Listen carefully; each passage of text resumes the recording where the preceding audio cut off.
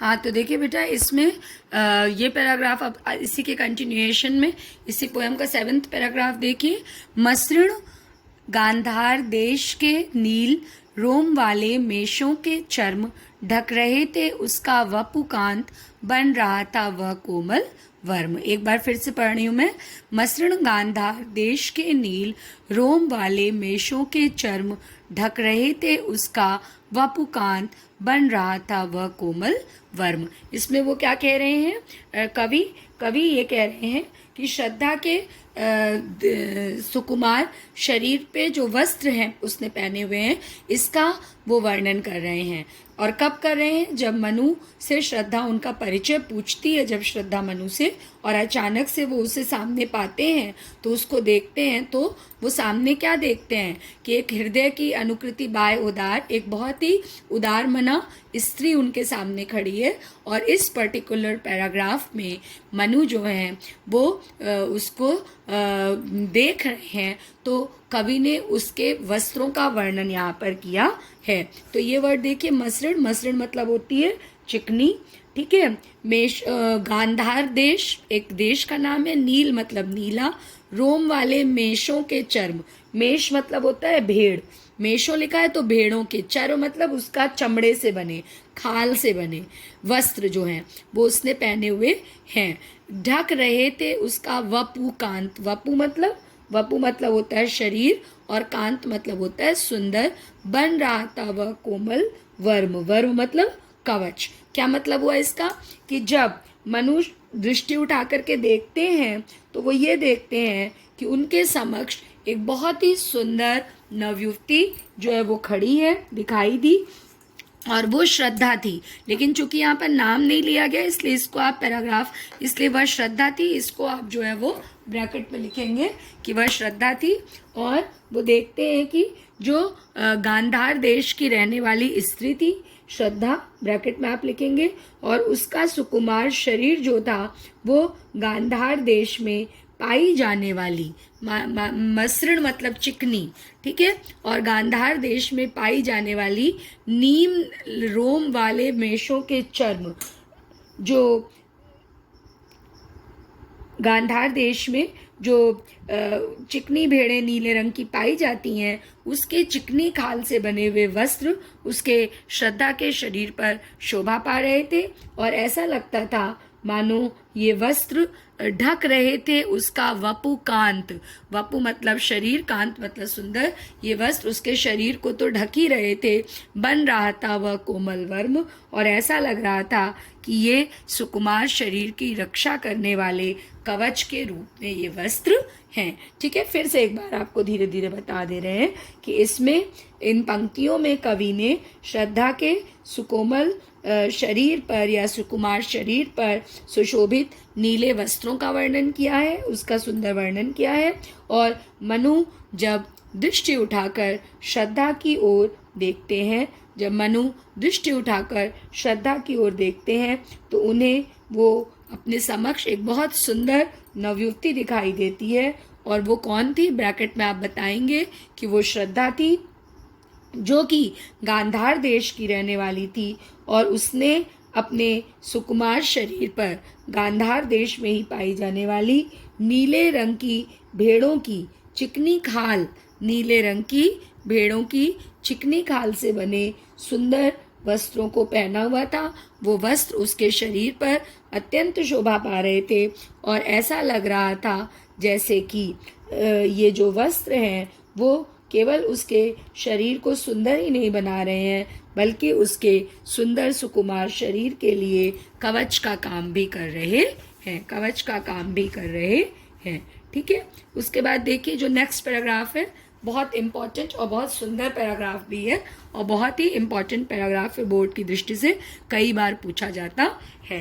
नील परिधान बीच सुकुमार, खुल रहा मृदुल अतखुला अंग, खिला हो ज्यों बिजली का फूल, मेघ बन बीच गुलाबी रंग। क्या है पैराग्राफ? फिर से सुनिए।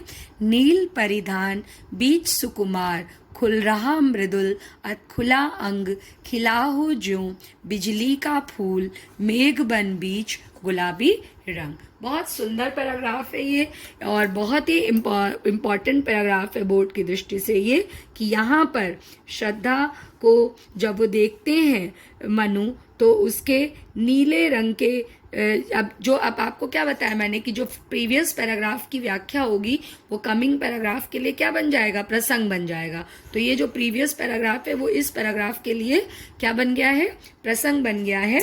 तो इसमें श्रद्धा नीले रंग के भेड़ों के चर्म से जो अपना शरीर उनका ढका हुआ था और उस वस्त्र में ढके हुए शरीर में से वो उसके सुंदर उसका जो है वो उसके सुंदर शरीर का वर्णन कर रहे हैं। और कवि क्या कह रहे हैं, नील परिधान बीच सुकुमार, खुल रहा मृदुल अतखुला अंग।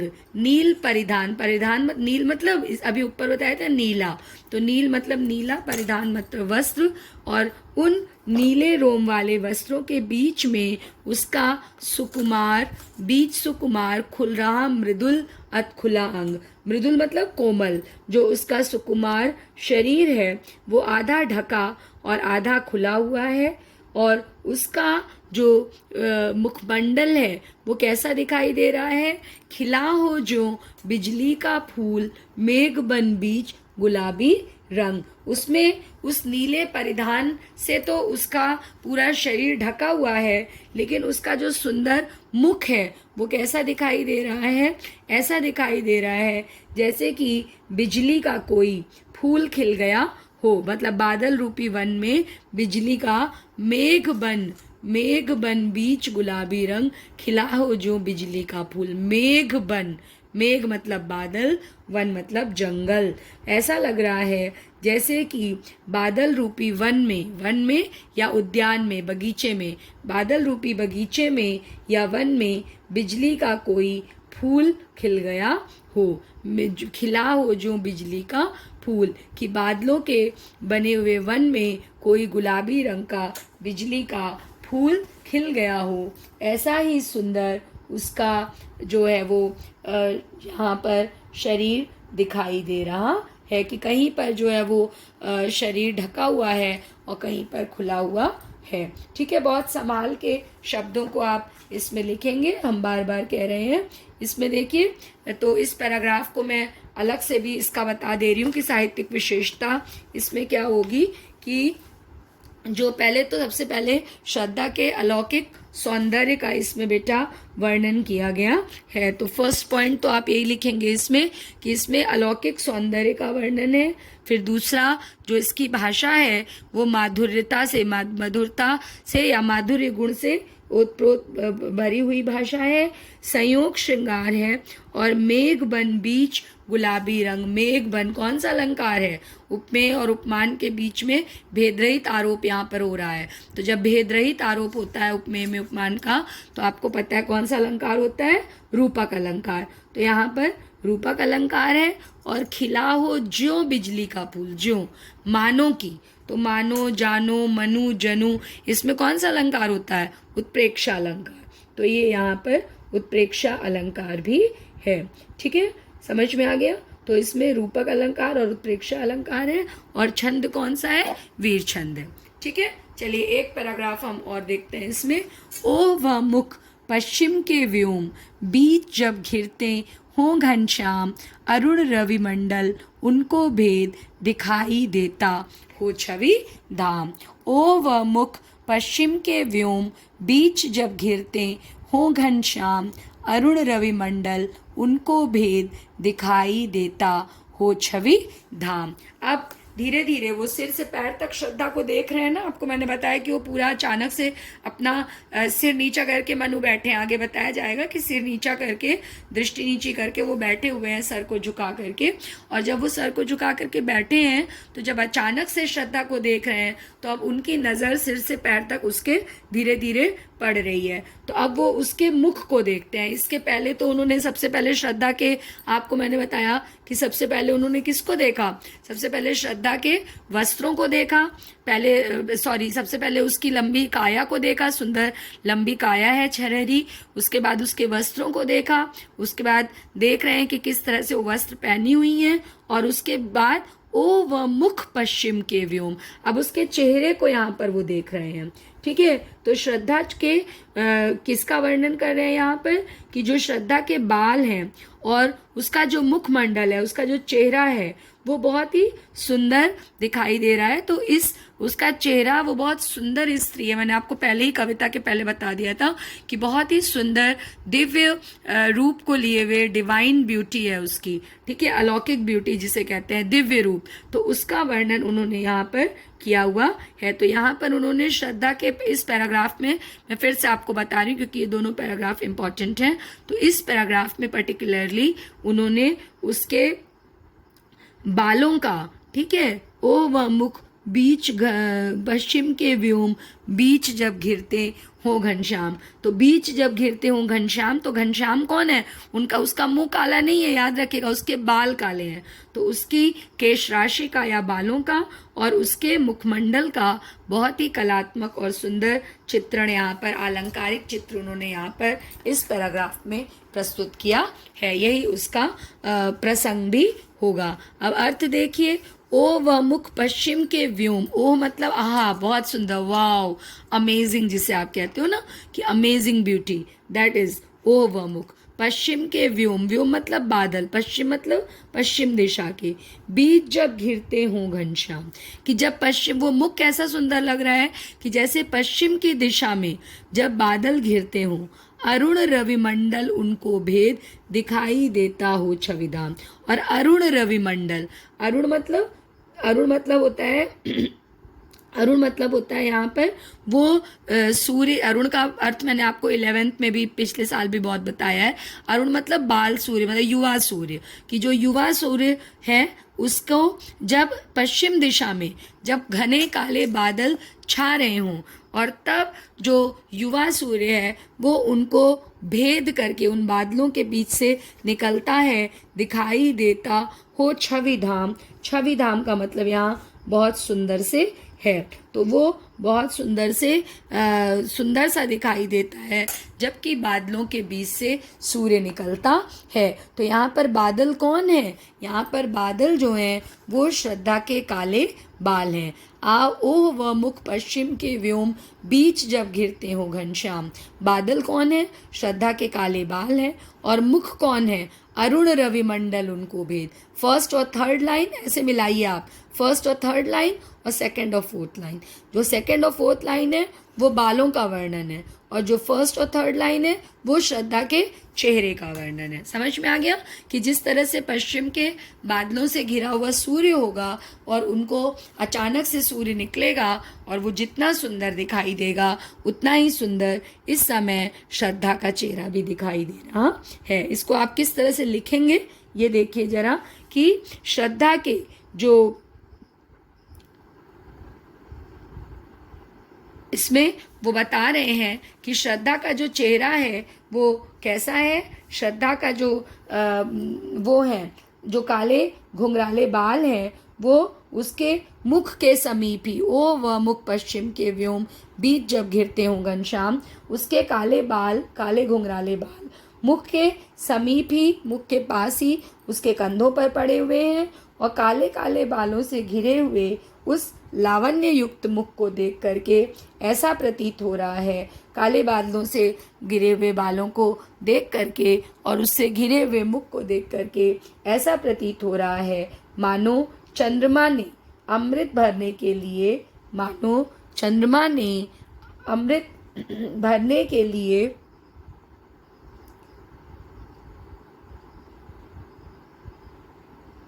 कलश ले रखे हों।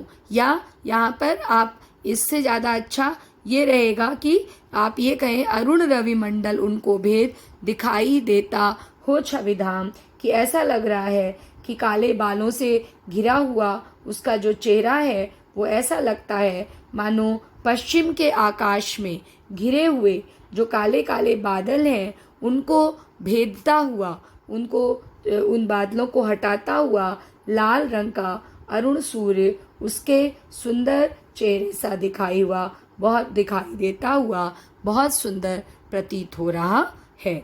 ठीक है, कि जब जिस तरह से पश्चिम की दिशा में काले बादल छाए रहते हैं और अरुण रविमंडल या अरुण सूर्य उन बादलों को हटाता हुआ और उनको भेदता मतलब चीरता हुआ, उन बादलों को चीरता हुआ सामने दिखाई देता है और बहुत सुंदर दिखाई देता है, गुलाबी रंग का, लाल रंग का। उसी तरह से उसके बाल जो हैं वो उसके कंधों पर फैले हुए हैं और उन बालों के बीच से उसका चेहरा अत्यंत सुंदर दिखाई दे रहा है। उसका जो चेहरा है वो अत्यंत सुंदर दिखाई दे रहा है। तो याद रखिए कि इसमें उनके अलौकिक सौंदर्य का ही वर्णन यहाँ पर भी उन्होंने किया है। क्या किया है? अलौकिक सौंदर्य का वर्णन यहाँ पर किया है। ठीक है, और बाकी चीज़ें बेटा वही होंगी। क्या होंगी? कि रस कौन सा होगा? श्रृंगार रस होगा। भाषा कौन सी होगी? माधुर रस संपन्न होगी और संयोग श्रृंगार का वर्णन है ये। ठीक है, और इसमें जो अलंकार है वो कौन सा होगा? अलंकार इसमें आपको जो है वो वही रूपक अलंकार होगा और उसके बाद भाषा जो है वो परिमार्जित खड़ी बोली होगी और छंद कौन सा होगा? वीर छंद होगा। ठीक है, तो आज हम लोगों ने इसके 5 पैराग्राफ्स पढ़े। आज हम लोगों ने इसके 5 पैराग्राफ पढ़े। क्योंकि पोयम लंबी है तो मैं कोशिश करूंगी कि 4 to 5 पैराग्राफ्स रोज लूँ। स्टार्टिंग में आपको मैंने 2-2 पैराग्राफ ही पहले दिन बताए, है ना, इसलिए क्योंकि उसमें काफ़ी वो कठिन पोयम और उसका स्टार्ट करने में टाइम लगा। फिर नेक्स्ट डे मैंने आपको 4 पैराग्राफ्स पढ़ाए हैं लास्ट लेक्चर में और आज मैंने आपको 5 पैराग्राफ्स पढ़ाए हैं। So kindly see the video again and again and please note down the Vyakhya in your copy and please ask if there is any problem regarding your this lesson. Okay, then please ask in comment box and please बच्चों पढ़िएगा ज़रूर क्योंकि ये आपका board का साल है। और याद रखिए कि इस बार तो बोर्ड के रिजल्ट्स, यूपी बोर्ड के रिजल्ट्स में कोई अंतर नहीं आया क्योंकि यूपी बोर्ड के पूरे एग्ज़ाम्स हो चुके थे और यूपी बोर्ड का रिजल्ट भी पूरा अच्छे से निकला। तो आपका भी 12th क्लास है, आपको आगे कंपटीशन की भी तैयारी करनी है, पढ़ाई की भी तैयारी करनी है। तो आप प्लीज़ बेटा ये ध्यान देंगे कि आप बहुत मन लगा करके पढ़ेंगे, सारे वीडियोस देखेंगे, सारे सब्जेक्ट्स के सबके देखेंगे, मेरे भी देखेंगे, हिंदी का सिलेबस क्योंकि आपका कंप्लीट होना चाहिए और बिल्कुल समय से सही जा रहा है। बहुत रैशली नहीं जा रही हूँ मैं भी क्योंकि मुझे भी पता है कि बोर्ड का क्लास है, हालांकि कोर्स आपका बहुत है बट फिर भी मैं आपको धीरे पढ़ा रही हूँ कि आपका जो टॉपिक जितने दिनों में पूरा होना चाहिए उसी तरह से जैसा हम क्लासरूम में पढ़ाते थे, बल्कि उससे भी मुझे खुद कभी कभी फील होता है कि हम उस चीज़ को ज़्यादा क्लास में हम 2-3 बार रिपीट करते थे, इसमें कभी कभी 3 से 4 बार भी रिपीट कर रहे हैं कि आपको ये ना लगे कि मैम हमारे सामने नहीं है या मैम ने क्या जल्दी से पढ़ा दिया। क्योंकि आपका बोर्ड का क्लास है इसलिए एक्स्ट्रा एफर्ट हम अपनी ओर से लगा रहे हैं कि आपको सारी चीज़ें समझ में आए। और काफ़ी इम्पॉर्टेंट चैप्टर है ये और इसमें आपको लिखना पड़ेगा क्योंकि ये मैंने आपको जब अयोध्या सिंह उपाध्याय हरिऔध फर्स्ट पोयम आपकी पढ़ाई थी मैंने तभी आपको बता दिया था कि बेटा खड़ी बोली के चैप्टर्स में आपको लिखना पड़ेगा और ख़ास तौर से छायावाद में और ज़्यादा लिखना पड़ेगा। तो इसमें आपको लिखना होगा, तो please maintain your notes simultaneously. Okay, साथ साथ में आप वीडियो सुनते सुनते, इसीलिए मैं धीरे धीरे पढ़ा रही हूँ, उसके नोट्स लिखते रहिए, ईच एंड एवरी पैराग्राफ के लिखिए, इसमें कोई क्वेरीज नहीं होनी चाहिए क्योंकि बोर्ड की परीक्षा में सब कुछ इंपॉर्टेंट होता है। कोई भी ऐसा पैराग्राफ नहीं है कि वही आएगा और कोई भी ऐसा पैराग्राफ नहीं है जो नहीं आएगा। तो बोर्ड के एग्जामिनेशन में सब कुछ इंपॉर्टेंट होता है। तो प्लीज़ आपसे ये गुजारिश है, मेरी रिक्वेस्ट है, as well as this is my order that please study because this time will not come again. और फिर हो सकता है कि आपकी क्लासेस कम से हाफ ईयरली एग्ज़ाम तक ही चले जाएं ऐसी ऑनलाइन क्लासेस, तो ऐसा ना हो कि फिर आप अचानक से सारी चीज़ें लेकर के बैठें। ठीक है, तो आप साथ साथ में पढ़िए और अगर आपको कोई भी प्रॉब्लम समझने में होती है तो प्लीज़ आस्क मी. वैसे आपके अच्छे कमेंट से मुझे ज़्यादा मिलते हैं, तो I am feeling very happy that you are understanding each and everything. Okay, but if there is any problem then kindly ask me, and hope so you are enjoying your holidays. So be safe, be healthy, don't go out for unnecessary things. Okay, and if you are going out for any certain reason, then please wear mask and take care of yourself and your family members. Thank you.